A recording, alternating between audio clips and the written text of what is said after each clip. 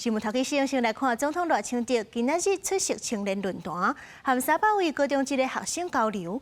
講到國安甲主權的議題，是強調講台灣得愛用實力避免戰爭。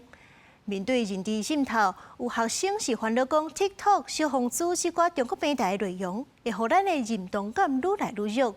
賴總統也表示講，這是真嚴重的問題。若是咱守護無這個守護民主的意志，就甲中國當作好人。總統賴清德3日出席青年論壇，甲全國約300位高中職學生做交流。伊也借這個機會向青年學子做簡單的國情報告。伊表示，總統有3項重要工作，包括讓國家更加安全、強化經濟存性，以及甲民主陣營徛做伙，以實力達到避免戰爭的目標。尤其面對中國的文武恐嚇、對內統戰滲透，需要強化自身的國防力量。我們編列國防特別預算或年度預算，進行對外軍事採購，或者是強化國防自主產業，讓我們更有力量。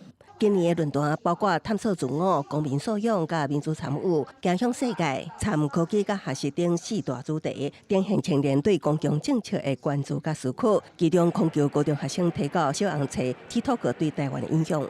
像 TikTok、小紅書等跨境的平台，透過演算法進行遮蔽真實歷史，長期下削弱我們處理複雜議題的能力以及民主認同。我身為總統，我一直認為這個問題是非常嚴重。這個如果我們沒有一個妥善的方式假以時日，哇，台灣可能就沒有守護民主的意志了。會把中國當作是個好人呢？賴清德強調，這已經是國防戰級的規矩，需要透過批判性教育，重建民主防線。各地現場只是文化部、教育部會當在上課時，用過去的歷史和學生有論辯的訓練，建立國家認知的論牌。那會當深化民主人性，也會當培養學生獨立思考的能力。記者綜合報道。